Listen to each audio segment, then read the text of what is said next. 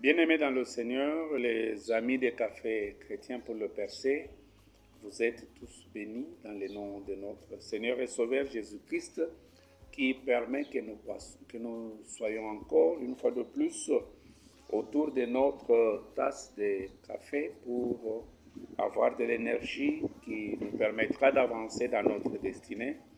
Nous sommes en train d'analyser le thème détruire le petit destructeur ou attraper le petit destructeur de la destinée.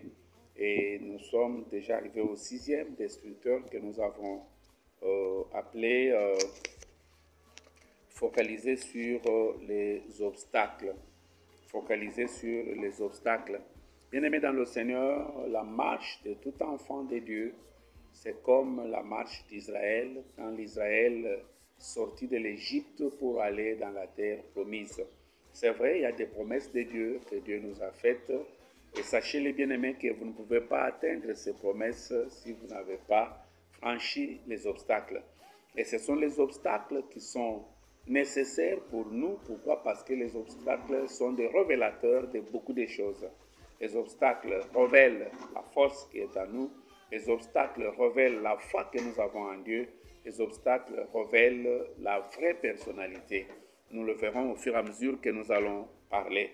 Nous sommes dans Exode 14, le verset 9 à 13. Exode chapitre 14, le verset 9 à 13, la Bible nous dit « Les Égyptiens les poursuivirent et tous les chevaux, les chars de Pharaon, ses cavaliers et son armée, les atteignirent campés près de la mer vers Pi-Hahiroth, vis-à-vis de Baal-Séphon. Pharaon approchait, les enfants d'Israël levèrent les yeux, et voici les Égyptiens qui étaient en marche derrière eux. Et les enfants d'Israël eurent une grande frayeur et crièrent à l'Éternel. Ils dirent à Moïse, n'y avait-il pas de sépulcre en Égypte sans qu'il fît besoin de nous mener mourir au désert? Que nous as-tu fait en nous faisant sortir d'Égypte? N'est-ce pas là ce que nous te disions en Égypte?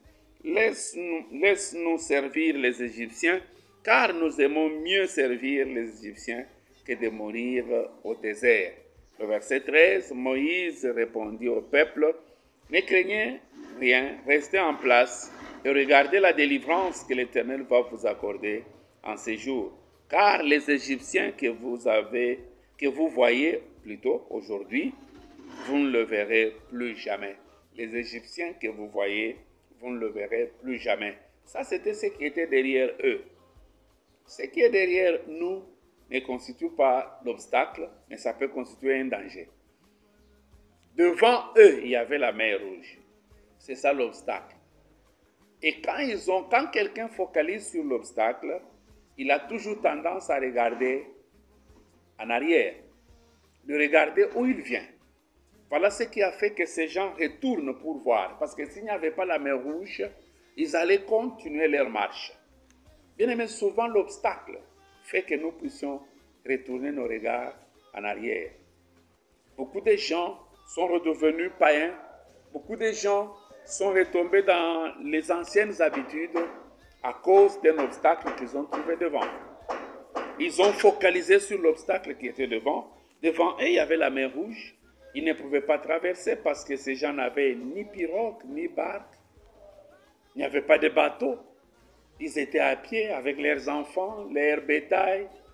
Il fallait qu'ils traversent. Et cet obstacle a fait qu'on puisse maintenant regarder en arrière. Or, la Bible nous dit, celui qui met la main à la charrue. Mettre la main à la charrue ici, c'était sortir déjà de l'Égypte. S'il regarde en arrière, il n'est pas digne de moi. Ces gens ont regardé en arrière. Bien-aimé, je voudrais te dire aujourd'hui que cette circonstance-là ne te fasse pas penser à l'Égypte. Ils ont commencé à penser à l'Égypte. Ils ont commencé à revoir comment ils servaient les Égyptiens. Et ils ont même dit à Moïse, je ne vois même pas là où ils avaient dit, ils ont dit à Moïse, n'est-ce pas ce que nous te disons? Mieux vaut servir les Égyptiens que d'aller mourir dans le désert. Et ils ne connaissaient pas le désert, ils ne savaient pas ce qu'ils allaient avoir, ils ne savaient pas qu'il y a les obstacles, ils ne savaient... Écoutez-moi bien aimé, la marche avec le Seigneur n'est pas toujours couronnée de roses, il y a des épines. Et Dieu permet ça. Voilà pourquoi ce café va t'aider à ce que quand il y a l'obstacle devant toi, que tu ne puisses pas regarder en arrière. Ils ont regardé l'arrière, pourquoi? Parce qu'ils voyaient bien qu'il y avait quelque chose de bon en Égypte au lieu de confronter la mer. Les obstacles sont à confronter, bien-aimés.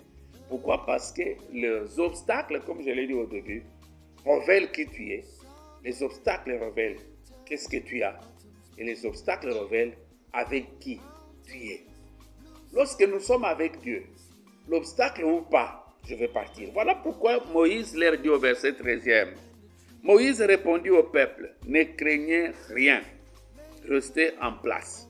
Regardez la délivrance que l'Éternel va vous accorder en ces jours. Car les Égyptiens que vous voyez aujourd'hui, vous ne le verrez plus jamais. Les obstacles que tu vois aujourd'hui dans ta vie, tu ne le verras plus jamais. Tu dois regarder à Dieu, non pas aux obstacles. Et c'est pour la première fois que l'Éternel ne confirme pas la parole de son serviteur, mais il lui dit le contraire. Au verset 14, l'Éternel combattra pour vous et vous gardez silence. Le verset 15, l'Éternel dit à Moïse, pourquoi ces cris? Je suis venu te dire aujourd'hui ce que Dieu te dit, pourquoi ces cris? Les cris du célibat comme obstacle qui est devant toi, le cri du chômage comme obstacle qui est devant toi, pourquoi ces cris? Il dit, dites aux enfants d'Israël de marcher, qu'ils marchent, qu'ils confrontent l'obstacle, qu'ils ne regardent pas sur l'obstacle. J'ai quelque chose de merveilleux que je veux faire. Aujourd'hui, l'Éternel va faire quelque chose dans ta vie de merveilleux. C'est dans cet obstacle-là que l'Éternel va frayer le chemin. Il est celui qui freine les chemins, qui fraye les chemins là où les hommes ne peuvent pas frayer les chemins. Bien-aimé, la volonté de Dieu n'est pas notre volonté. Nous le verrons avec nous au fur et à mesure que nous continuons. Que le Seigneur vous bénisse, vous êtes vraiment bénis. On se retrouve demain sur le même réseau. Et bien-aimés dans le Seigneur, n'oubliez pas de vous abonner.